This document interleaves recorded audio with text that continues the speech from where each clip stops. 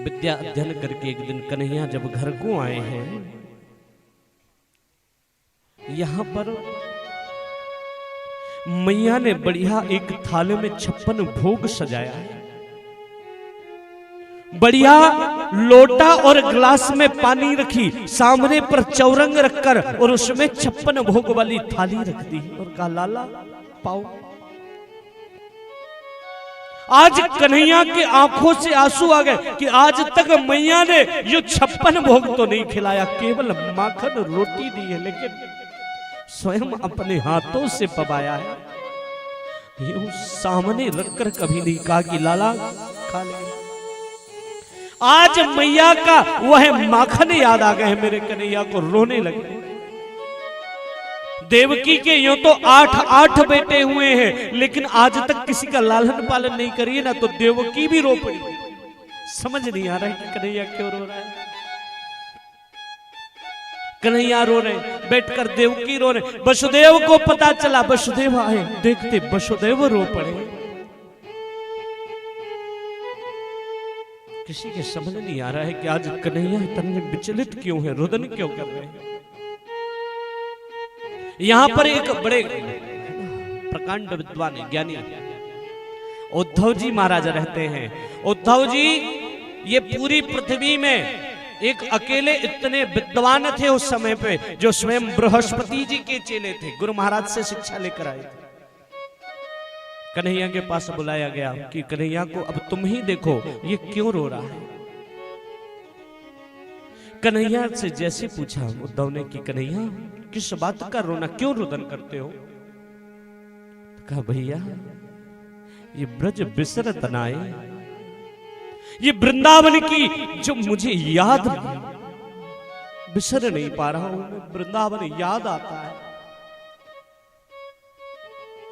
उद्धव कहता रे कन्हैया तू भी ज्ञान नहीं होकर उन अज्ञानियों की तरह बात करता। वो गवार ग्वाले तुझे कब के भूल गए होंगे, जब तो एक बार भी मथुरा से वृंदावन से मथुरा नहीं आए।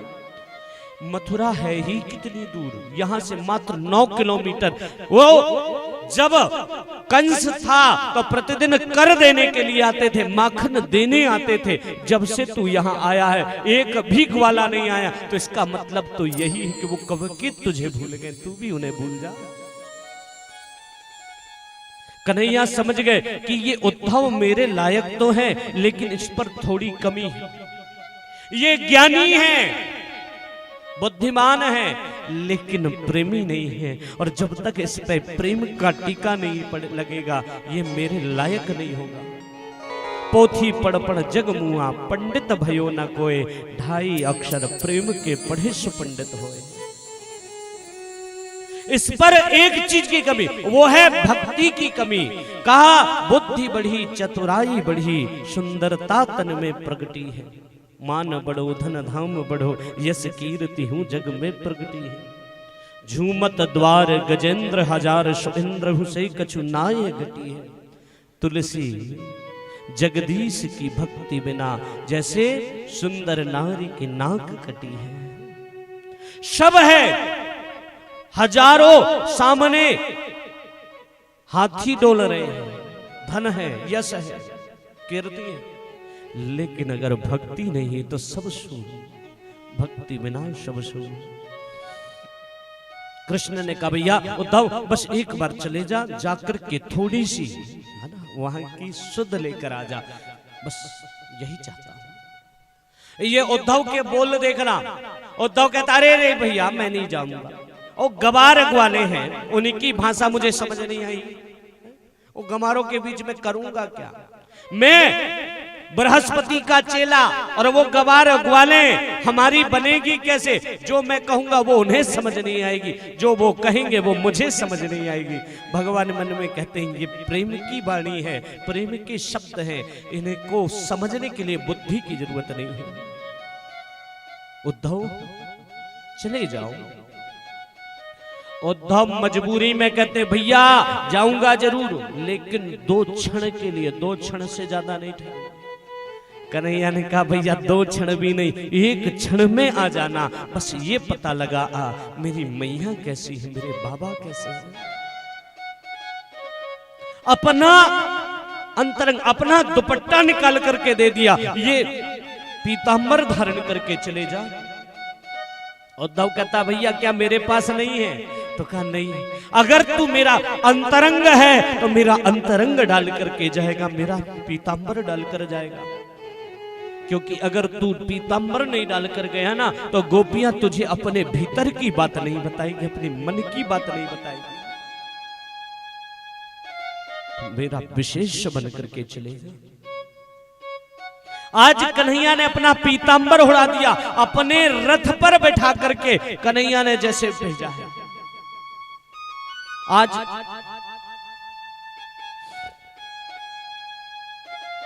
जैसे ध्वज लहराते हुए गोपियों ने देखा, पूरी गोपियों तक खबर फैल गई, मेरा कन्हैया आ रहा है, कन्हैया आ रहा है। एक क्षण में जितनी गोपियां थी सबने झुंड बना लिया, एक साथ खड़ी हो गई, सब दौड़े दौड़े अपने घर से निकल आए, ग्वाले चले आए।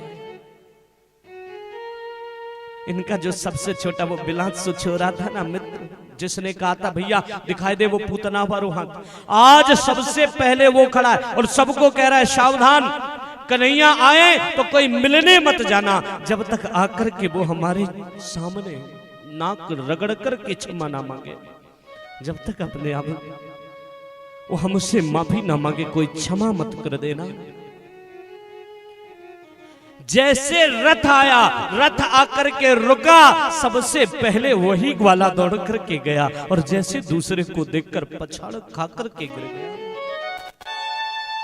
एक गोपी कहती आज इस निर्मोही को याद तो आई लेकिन स्वयं नहीं आया, अपना किसी दूत को भेजा है। दूसरी गोपी कहती ये दूत नहीं है, ये अक्रूर का चेला है, ये क्रूर है। वो अक्रूर आया था जिसने हमारे प्राण ले गए, प्राण धन ले गया।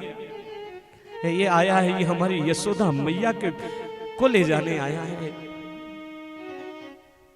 दूसरी कहती लेने कुछ नहीं आया है, अरे वो हमारा कन्हैया गया ना, उसने कंस को मार दिया है, तो ये हमें लेने आया है कि हम उसकी तरह ही खा सकें, हमें लेने आया है।